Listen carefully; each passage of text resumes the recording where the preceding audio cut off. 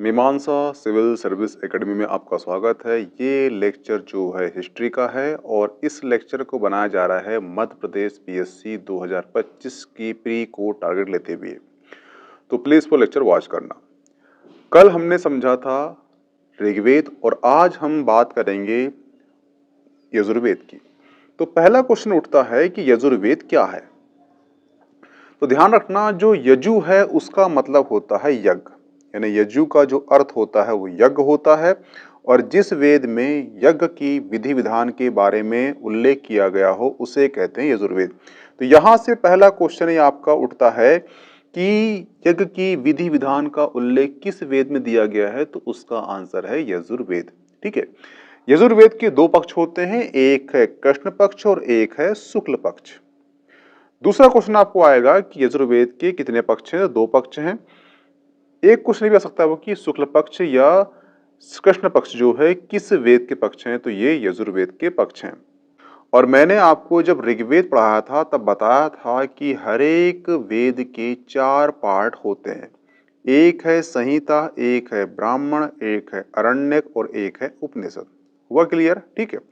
तो अब क्वेश्चन यहां से ये उठेगा कि शुक्ल पक्ष का संहिता क्या है, शुक्ल पक्ष का उपनिषद क्या है, शुक्ल पक्ष का ब्राह्मण क्या है, या फिर कृष्ण पक्ष का संहिता, अरण्यक, उपनिषद क्या है। तो यहीं से क्वेश्चन उठेंगे, इसलिए इसी को ध्यान रखना।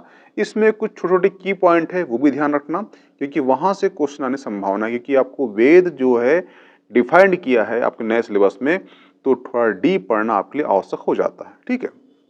पहला पढ़ते हैं हम कृष्ण पक्ष। कृष्ण पक्ष का संहिता क्या है, तो उसकी संहिता है तैत्तिरीय, कठक और मैत्राणी। कृष्ण पक्ष का जो अरण्यक क्या है, तो दो है, एक है तैत्तिरीय, एक है मैत्राणी। कृष्ण पक्ष का जो उपनिषद है वो क्या है, तो वो है कंठोपनिषद, श्वेताश्वर उपनिषद, तैत्तिरीय उपनिषद और मैत्राणी उपनिषद। और ध्यान रखना, जो कंठोपनिषद है यहां पर यम और नचिकेता का जो वाद विवाद संवाद है इसका उल्लेख मिलता है किसमें, कंठोपनिषद उपनिषद में। और ये क्वेश्चन जो है यूपीएससी में प्री में पूछ चुका है। हुआ क्लियर?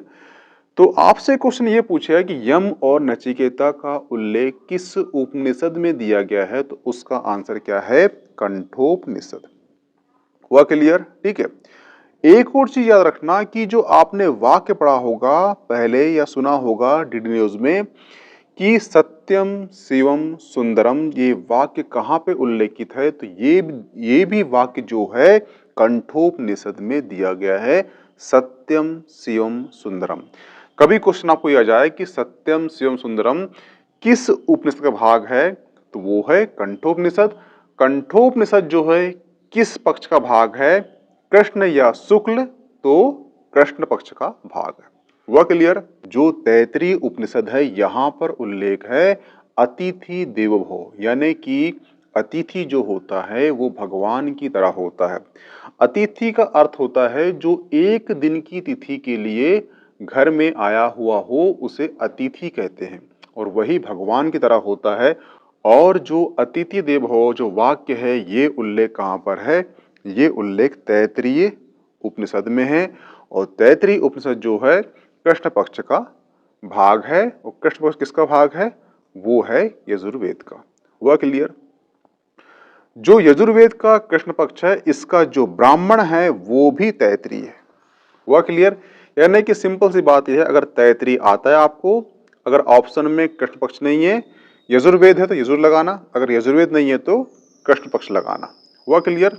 अब चलते हैं यजुर्वेद के कृष्ण पक्ष पर। जो कृष्ण पक्ष है उसका जो अरण्यक है वो है वृहदारण्यक अरण्यक। ठीक है। और जो शुक्ल पक्ष का जो संहिता है वो है बाजसनेयी संहिता। और शुक्ल पक्ष का जो ब्राह्मण है वो है सतपथ ब्राह्मण, और इसे आप वेरी वेरी इंपॉर्टेंट लगाकर टिक कर लो। क्यों? क्योंकि शतपथ ब्राह्मण, जितने भी ब्राह्मण हैं चारों वेद के, उसमें सबसे महत्वपूर्ण ब्राह्मण कोई है तो वो है शतपथ ब्राह्मण। ये तो पहली चीज हो गई। दूसरी चीज इसमें ये है कि जो अपने प्यारे मध्य प्रदेश में नर्मदा नदी है, नर्मदा नदी है, इसका एक नाम क्या है? रेवा है। और रेवा नाम कहाँ मिलता है? वो मिलता है शतपथ ब्राह्मण में मिलता है। इसलिए ये भी आपके लिए एक महत्वपूर्ण क्वेश्चन बन जाता है कि नर्मदा नदी का रेवा नाम कहाँ उल्लेखित है, तो ये शतपथ ब्राह्मण है। कभी आपसे क्वेश्चन पूछ ले कि रेवा नाम दिया किसने था, तो ये दिया था नर्मदा के जो पति थे पुरुकुत्स ने इनको रेवा नाम दिया था। और इसी नाम का उल्लेख मिलता है कहाँ पर हमें? शतपथ ब्राह्मण में मिलता है। और शतपथ ब्राह्मण किसका ब्राह्मण है? वो शुक्ल पक्ष का है, यानी कि यजुर्वेद के शुक्ल पक्ष का जो ब्राह्मण है वो है शतपथ ब्राह्मण। हुआ क्लियर? ठीक है।